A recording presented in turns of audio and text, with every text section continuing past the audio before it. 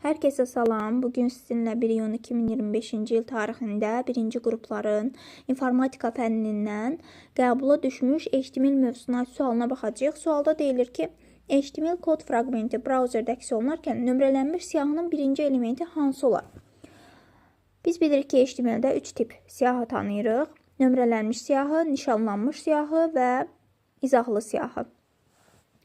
Nömrələnmiş siyahını yaradan əsas teqimiz OL teqidir. OL açan və bağlanan teqidir. Nişanlanmış siyahını yaradan əsas teqimiz UL teqidir. İzahlı siyahını isə yaradan DL teqidir. DL açan və bağlanan teqimiz. İndi bizdən nömrələnmiş siyahının birinci elementini istəyir. Nömrələnmiş siyahı dedik OL teqi ilə yaradılır. Onda biz UL teqinə baxmayacağıq. Bizə lazımdır UL teqi.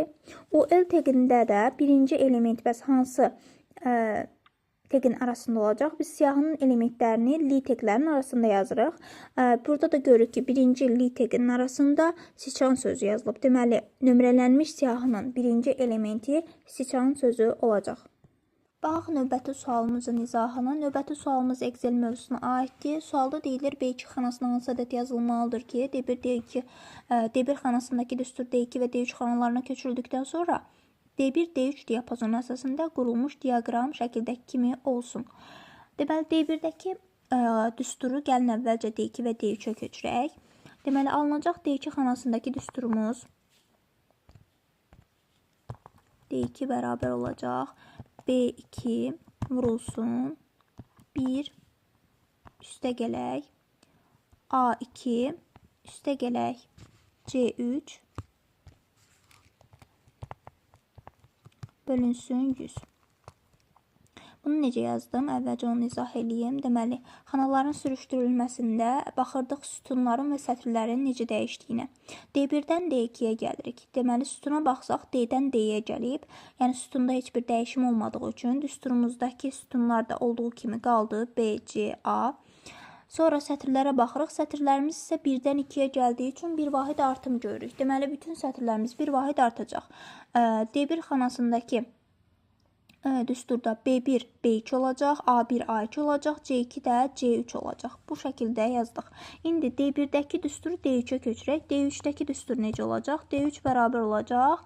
Deməli, burada da artıq görürəm ki, D1-dən D3-ə gəldikdə sətir 2 vahid artım olacaq sətirdə. Sütun isə yenə D-dən D-yə gəldiyi üçün dəyişməyəcək. Bu dəfə, deməli, B3 vurulsun 1 üstə gələk A3 üstə gələk C4 2 vahid artım olduğu üçün bölünsün 100 bu qədər. Sabitlər də heç vaxt köçürmələrdə, sürüşdürmələrdə, xanaların sürüşdürülməsində dəyişmir. Olduğu kimi qalır. İndi gəlin əvvəlcə D1, D2, D3-dəki xanaları hesablayaq. D1 düsturunu da buradan yazacağım. Köçürək yerinə.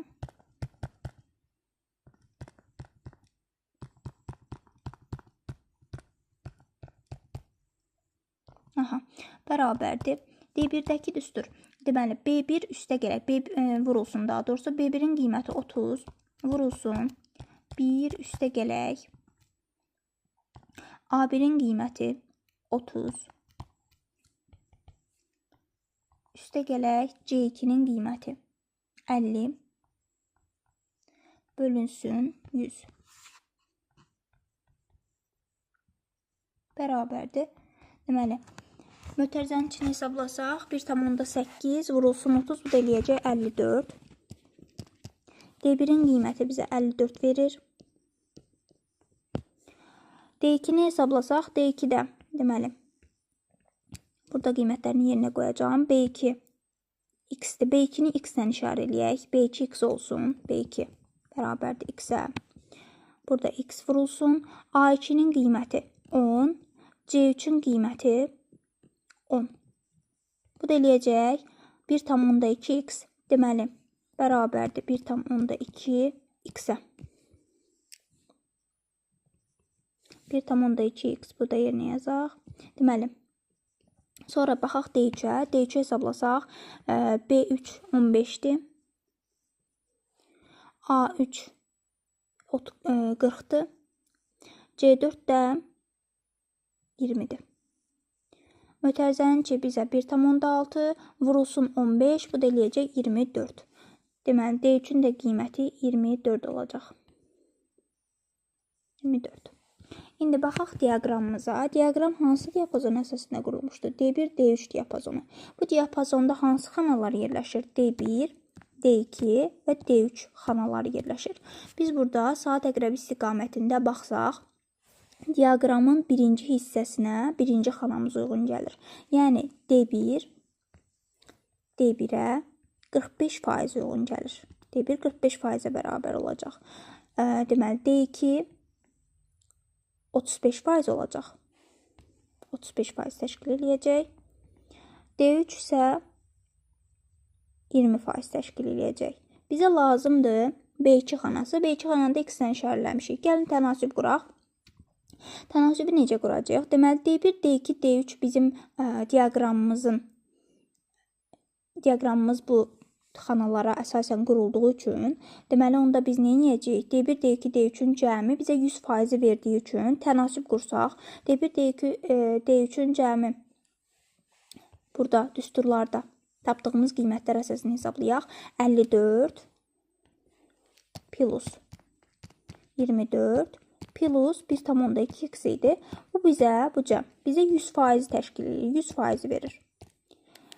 Digər hər hansısa bir xananı qoyub, indi onun da faizini tənasübə əlaqələndirəcəyik. Deməli, D1-i də yazsaq, D1 tutalım ki, neçə idi?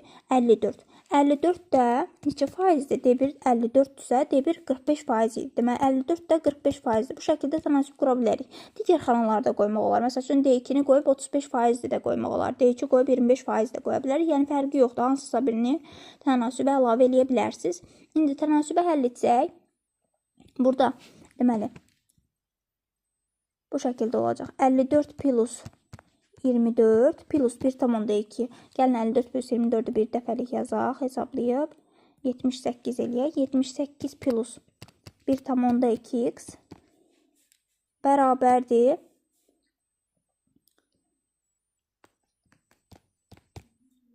100 vurulsun 54 bölünsün 45-ə. Bu şəkildə. İndi buradan da ixtisar aparsaq, 54 ilə 45 ixtisar gedir 9-a. Məxrəcdə qalacaq 5, sürətdə qalacaq 6. 100 ilə də 5 ixtisar gedəndə sürətdə qalacaq 20, məxrəcdə qalacaq 1. Ümumilikdə 78 üstə gələk 1,2x bərabər olacaq 120-yə. 1,2x də bərabər olacaq, deməli, 42-yə. X də bərabər olacaq 35-ə. X nə idi? B2 xanasının qiyməti. B2 xanasını axtardığımız üçün B2 də bərabər olacaq 35-ə. Cavabımız olacaq 35. Baxaq növbəti suala. Növbəti sualımız da Excel-ə aid sualdır. Deyir, verilmiş mülahizələrdən doğru olanları müəyyən edin. Birinci mülahizədə deyir, B5 F6 diapazonunda 10 xana var. Verilmiş diapazonda xanaların sayını tapmaq üçün əvvəlcə sətir sayını, sütun sayını bilməliyik. Sonra sətir sayını, sütun sayına vurduqda bizə verəcək xana sayını. Sətir sayı vurulsun sütun sayı bizə verir xana sayını.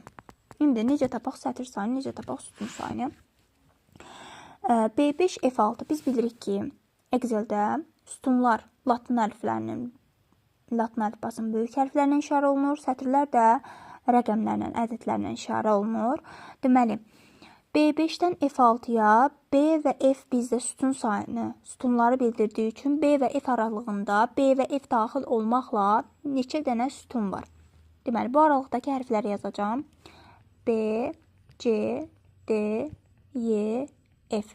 Deməli, bu hərflər bizim B və F aralığında yerləşən sütun sayımızı verəcək. Burada eləyir 5 dənə sütun. 5 sütun var.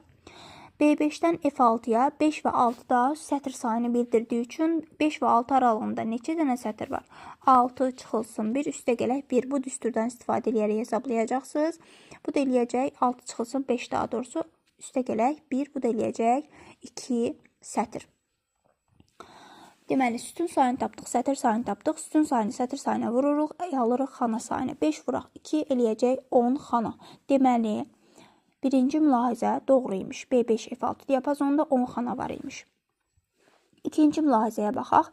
Sam A2 C5 düsturu A2 və C5 xanalarındakı ədədi qiymətlərin cəmini hesablayır. Sam funksiyası bilirik ki, cəmi hesablayacaq. Amma bu mülahizə yanlışdır. Niyə? Çünki bu deyir ki, A2 və C5 xanalarındakı ədədi qiymətlərin cəmini hesablayır. Yəni deyir ki, sadəcə A2 və C5-i cəmləyəcək. Amma biz görürük ki, A2 və C5 arasında qoşa nöqtə var. Bu qoşa nöqtə bizdə diapazonun işarəsidir. Diapazondursa, deməli A2 və C5 arasındakı bütün xanaları hesablamalıdır. Ona görə təklikdə A2 və C5-i hesablamayacaq və o aralıqdakı bütün qiymətlərin cəmini, xanaların cəmini hesablayacaq. Bu yanlışdır. Deməli, üçüncüdə deyir, bu mütləq istinaddır. Biz xanaların üç növünü bilirik. Mütləq xana, nisbi xana, qarışıq xana. Mütləq xanalarda sətir və sütunun hər ikisinin qarşısında dollar işarəsi olmalıdır. Burada dollar işarələrini qoyub, ancaq yanlış yerə qoyub. Çünki sətir və sütunun qarşısında olur. Yəni əvvəlində yazılmalıdır dollar işarəsi. Sətir və sütunun işarələrindən sonra yazılmalı deyil, nömrələrindən sonra yazılmalı deyil. Yəni dollar A, dollar 3 olmalıdır. Hər biri əvvəldə gəlir. Hər bir dollar sütundan əvvəl, sətirdən əvvəl yazılmalıdır. Sonra yazılmalı deyil. Ona görə bu yanlışdır. Sonra dördüncü, A2 Y5 diapazonu 4 sətirdən ibarətdir. Bayaq tapdığımız üsulla, deməli 2 ilə 5 aralığında neçə sətir var? 5-dən çıxacaq 2-ni, üzərinə 1 gələcək. Bu da eləyəcək 4 sətir. Bəli, 4 dənə sətir var. Bu doğru ifadədir. 5-cidə deyir A2 Y5 diapazonu 4 sütundan ibarətdir. A və Y aralığında neçə hərf var? A, B, C, D, Y. Görürük ki, 5 dənə hərf var. Deməli 5 sütun olmalıdır. Bu isə deyir 4 sütundur. Yanlışdır. Deməli, bizim doğru cavabımız olacaq 1 və 4. A variantı.